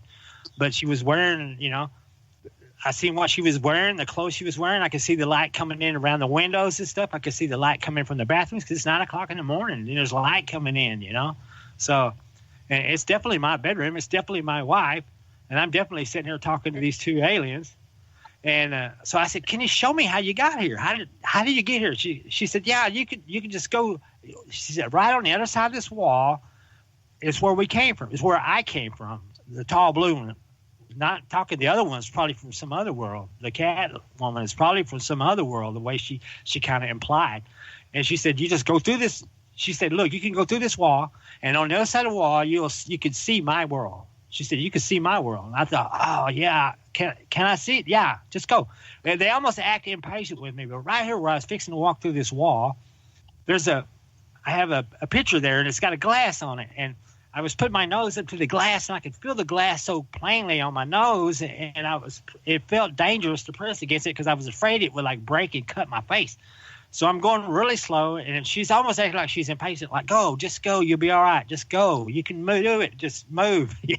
She's wanting me to go, like, hurry, and I'm afraid this glass is going to cut my face. So I'm going very, very slow, but I felt the glass pass through my skin, through my face. I felt it going through my skull and my brain. And it felt really creepy. And I felt the sheetrock of the wall moving through my intestines to my stomach. And my stomach knows what it feels like to have intestines in it. Now my stomach knows what it feels like to have sheetrock in it. It's like, it doesn't hurt, but you wouldn't want to stand here. It's just creepy feeling. And I think we might have had some miscommunication here because I don't think she intended for me to walk through the wall. I think she intended for me to lean through the wall and look out. I had no idea what I was getting into.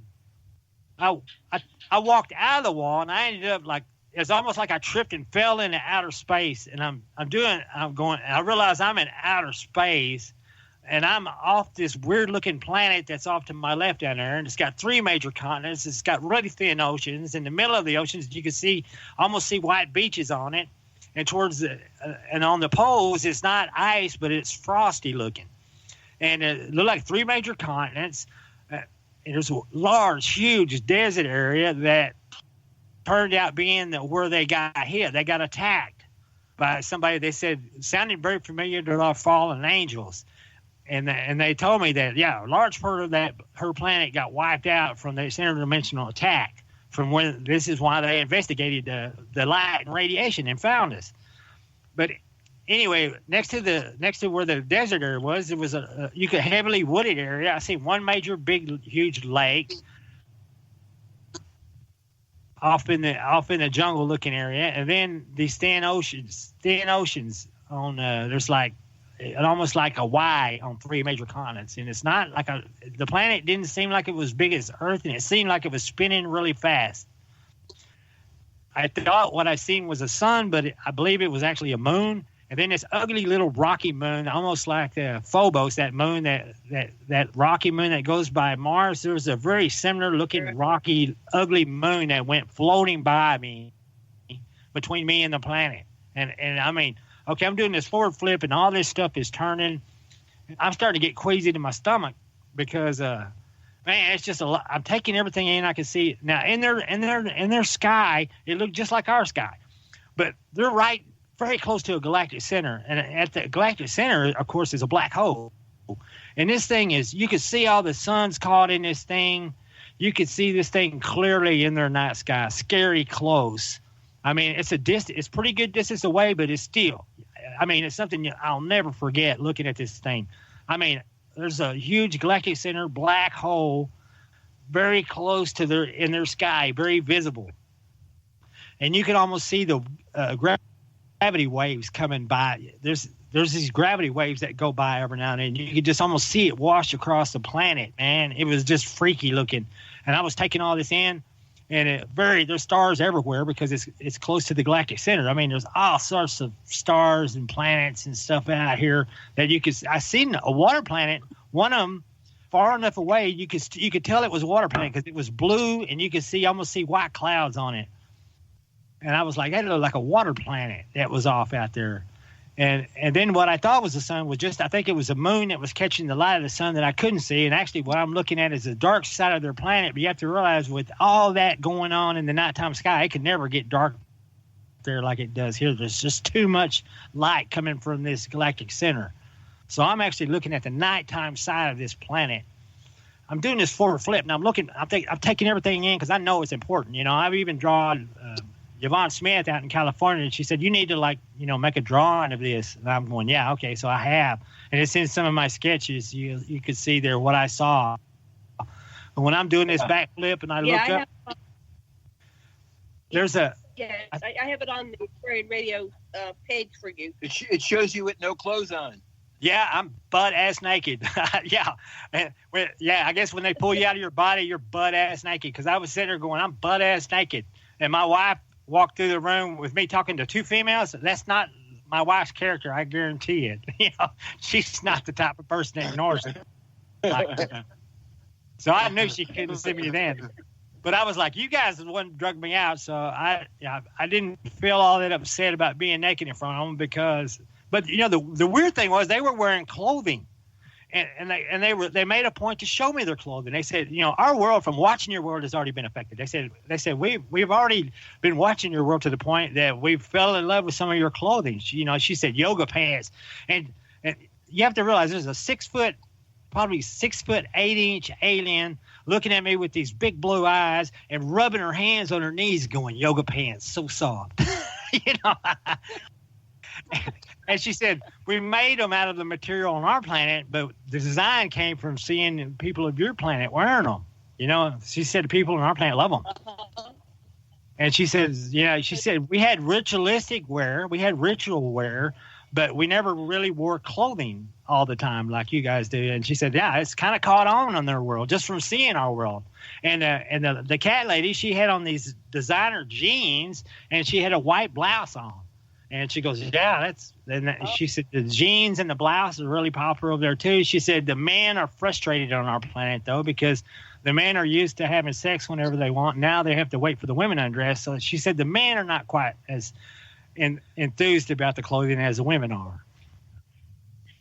Now, on the site, I have this cat lady, and she's got a tail. Is that the same cat lady? She's got like is that her skin that's striped? Yeah, that's exactly her. Yeah, they finally, I was sitting there when I did that backflip up. I said, now I can see what I just fell out of or came out of, and I looked at it. It's a complete black box floating in outer space. There's no lights on it. There's nothing. It's a black box floating in outer space just off their planet. Have no idea how they access it or get to and from it or what the deal is, but I looked at where I came from when I was doing my backflip. My head was below my feet, and I was coming back up, and I thought, now I can look and see where I came from. And that's what I seen was a black box floating in space that I had walked or fell out of, and I'm floating out of space, but I didn't need oxygen to breathe. I didn't feel cold. But like I said, I don't think you would in this state. I don't think you need oxygen to breathe. I don't think you could feel – I never felt hot or cold, but I could feel soft, and the softness of the mattress underneath the bed. I could feel my bone in my leg. You know, I could feel lots of things, but I never really felt hot or cold there. I felt completely comfortable, actually. You know, it's very weird and cool place, I guess, a rift between whatever they're from and we're from.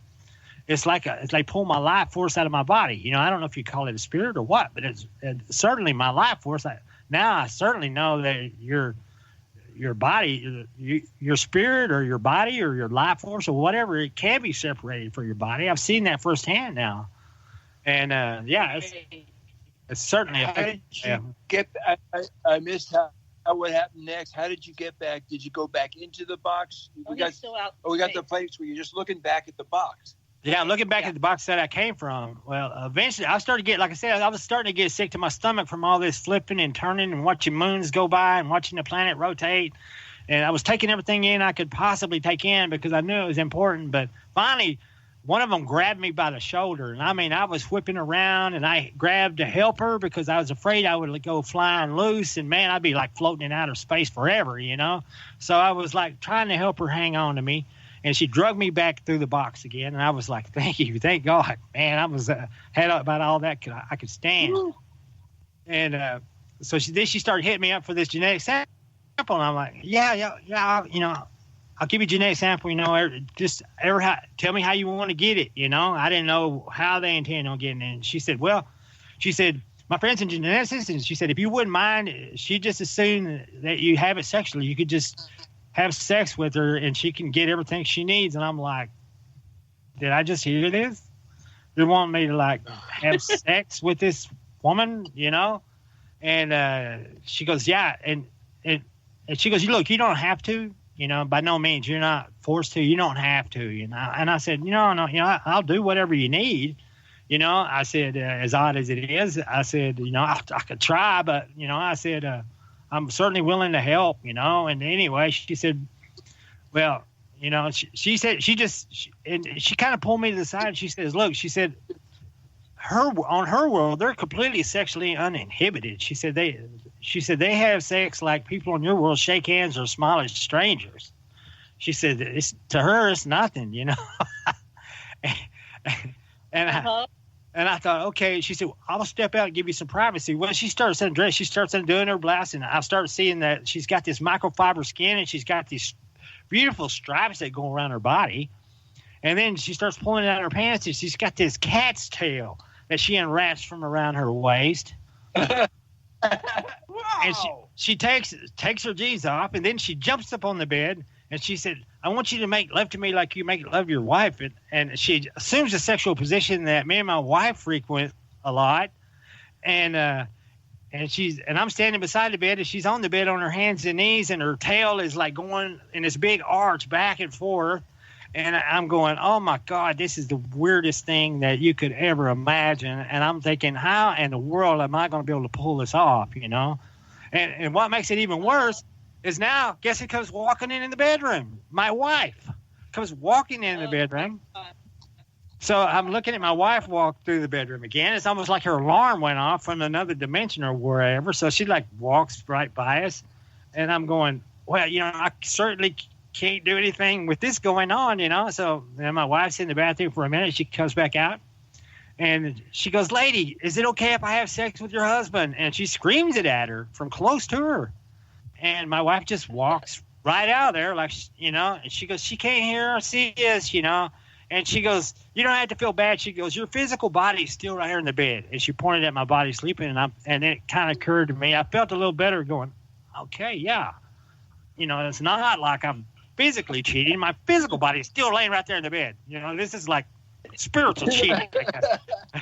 So I'm like, I just want to help, just get this over with, I just want this chapter to be behind me, But this big tail's whipping back and forth. She says, she keeps talking. She's looking away from me, but she turns her head and looks at me, and she has such a bend in her back that it's almost creepy. I mean, it's almost like I want to say, stop looking at me like that because it's creepy. I mean, I guess how cats can almost do like an S turn, She could really just look away from me and then turn back and almost look straight at you. And it was just creeping me out from where I was at. And I'm trying to get in the right mood, and then this tail's like going back and forth. And then this tail wraps around the back of my neck, and I'm thinking, well, okay, that's pretty cool. And then it starts flickering, and it's hit me in the face and stuff, and I'm going, okay, that ain't going to work. So I take this tail, and I pin it to her hip, trying not to offend her, and I'm like, okay, let's just get this over with as quickly as possible, So I just get it over with as fast as possible. Well, she jumps up on the bed, and she reaches down beside the bed, and she grabs it. Now, this is some kind of electronic device. It's almost like you ever seen them pancake syrup jars like in the old-fashioned restaurants that have the sliding top on them, that they put the maple syrup in? It looks like this thing, except it's a little bit bigger and taller, and it looks like one of those things. And she grabs it, and she stands up on the bed, she sticks it on her, and she squirts my ejaculate into it, and these lights start going up and down on the handle of this thing, and you can see this beam going back and forth in it. And she's got this sample, and she goes, yeah, and I'm like, why, and she goes, she said, you should be very happy, we're gonna use your seeds to grow new worlds, like to seed new worlds. And I'm like, well, why don't you use your own seed? She said they could never survive there, and I'm like, and I said, well, I said, yeah. I said, you could do that. I said, but yeah, it's kids I'll never meet and worlds I'll never see, and she kind of gave me a sad look, when I said that. I said, you have to understand, it's kids I'll never meet, worlds I'll never see. So it's kind of hard to get excited about it, and she kind of gave me a sad look after that. And then she said, and then she started going on this rant about how they're going to genetically modify it, almost gourmet design it for the planet it's going to be used for. And she started rambling, man. And I was like, we were talking way over my head. And at one point she made a mention that she didn't like our genetic model. She said we're close to being able to cure most of our diseases, but she said something about our double helix genetic model. She said should be modified to a triple helix or something like that. And tell you the truth, I got a high school education. I don't even know what the heck she was talking about. Double helix model? What in the world is she talking about? I had to get on Google and look it up. That's like the genetic design.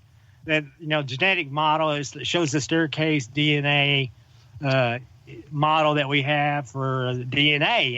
And she was talking about a triple helix instead of the double helix, and then I realized that there are already some people looking into modifying the double helix into a triple helix. So, that's something to be take into account there for people who know what she's talking about, because I certainly don't know what she's talking about. But the other one also, she told me to tell everyone. She said, tell the people of your world that when we meet for the first time, she said, as a common courtesy, she said there should be no contact without first verbal consent. So when we meet them, they don't want us just running up and grabbing them and hugging them, or, don't touch unless you ask permission, was basically what I got out of it. It was like, I guess it's like a rule for first contact is what it sounded like to me. There's a simple request that she made. And she told me that after I got really close to, I wanted to look in her eyes real close, and I got really close to her. And she felt almost uncomfortable when you get too close, not like the other one, didn't mind at all. In fact, the line lady was holding my hand for most of the time that we were having the conversation. And at one point, I wanted to look at her hand because it felt like she was wearing a glove or something. And when I looked at her hand, she has pads between her digits. Between every digit of her finger, she had pads like on a cat's foot. Like there was pads all over her hand. And it almost hurt her feelings when I let go of her hand. It was almost like I was denying contact of her, you know? And I could tell that it like hurt her feelings that I let go of her hand, but I just wanted to look at her hand. I didn't mean that I didn't want to hold hands with her like she was holding my hand. I just wanted to look at her hand, and I seen those pads on the palm of it, and I seen the pads in between the digits, and she had 4 thumbs. She had a thumb and 4 fingers just like we do. It looked very human, like a very human hand, except for the fact that it had the leather pads on it, and her feet were the same way. And after I looked at it real good, I started holding her hand again, and you could tell by the expression on her face that she didn't like that. That I wasn't refusing contact. I was just taking a brief interlude to look at her hand. So, but when it come time, they said, well, it's time for us to go, and we're going to communicate to the others, what we've talked about here today. And at one point they said that said the only conversation they really want to have with our government is to warn them that if our nuclear testing sets off their counter defense measures, it's not going to go well for our planet. And they're not willing to do anything different because they've been attacked. And she said they were at war with some beings that sounded very familiar, sounded a whole lot like our fallen angels, and a whole consortium of planets joined together to defeat these things. And at first, she said they thought they were immortal, like they couldn't die. And they finally managed to figure out a way how to kill one, and they killed one on their planet. And they said that thing is like the biggest tourist attraction, like in their whole galaxy. It's like a tourist attraction going to where they've killed this thing to look at the bodily remains of it. It's like a huge tourist attraction for their interstellar species. Like everybody's traveling over to see this thing. And they didn't completely wipe them out, but like I said, they don't sound like they're afraid of them, and they know how to beat them. And now that they found us, they don't mind keeping, At first, they were watching us with, thinking that we had something to do with the attack. And maybe, you start thinking about maybe we were the staging area. People wonder what the pyramids were used for. Maybe that was part of the weapon system they used to shoot and destroy. Because you ought to see the pieces of the planet that's destroyed. I mean, it's almost like between half and 3/4 of the planet is wiped out.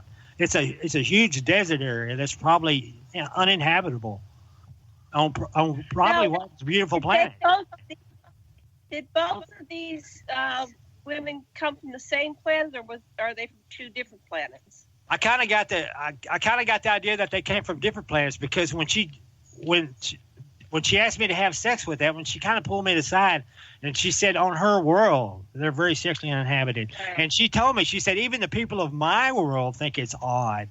That's what she told me. She said even the people of her world think it's odd the way they just so casually have sex.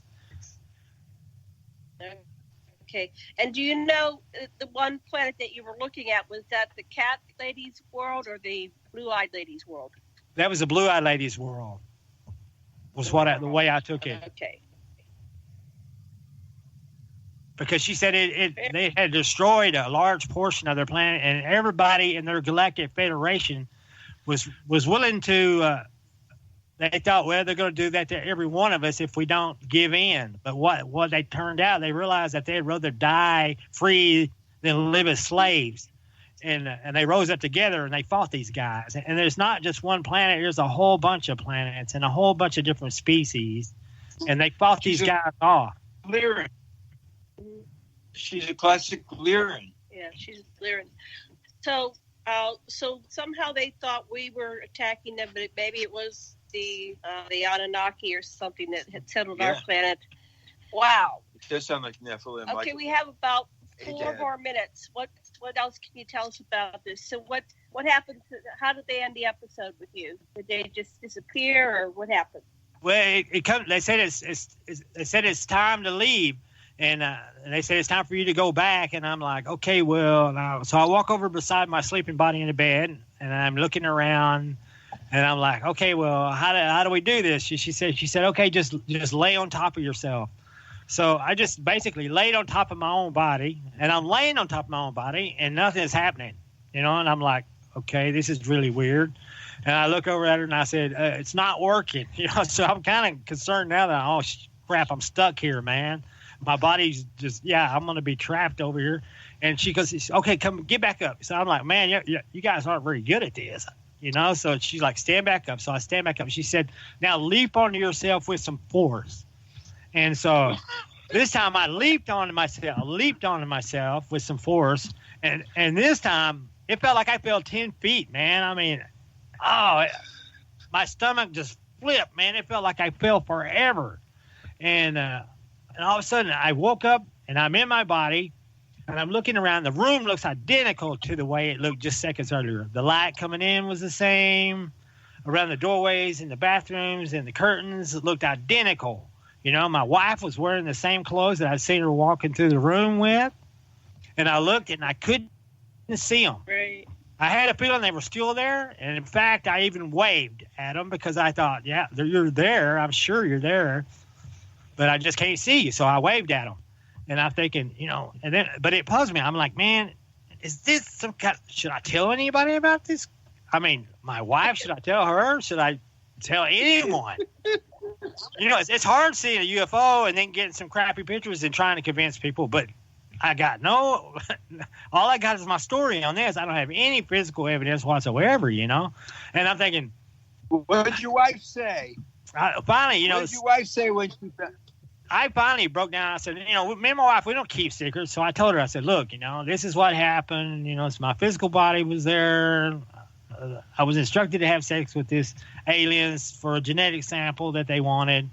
And I told her the whole story. And she's like, well, as long as you physically didn't do it, you're, she said, I had dreams and stuff like that too. So it's probably like the same thing, And so she wasn't all that upset about it, And, but I was sitting there thinking, did this really happen? Could it have been just a dream? When I was thinking, okay, well, there's two pictures on my wall. Remember, there's two pictures. And I'm thinking, okay, the picture right beside my bed, it doesn't have a glass on it. And I said, you know what? I don't think the other one does. So I was thinking to myself when I was working one day, I thought, you know what? That other picture, I don't think it has a glass on it. It had to have been just a dream, right? So I go home and I'm thinking, I got to go check. First thing I do is go back to the bedroom where all this all happened. And I walk up to the picture, and guess what? The picture, the other one, the first one to the right doesn't have a glass on it. The second one does have a glass on it. And then, in fact, the glass hits me right in the face. And then I thought, when I passed through that wall, I remember passing through a stud in the wall that went through my right shoulder because it was harder to move through the stud. And I remember that stud went through my right shoulder. So I got my stud finder out, and I run my stud finder through the wall. And guess what? Right there where my right shoulder would have went through the glass, there's a stud. There's a stud in the wall. Uh-huh.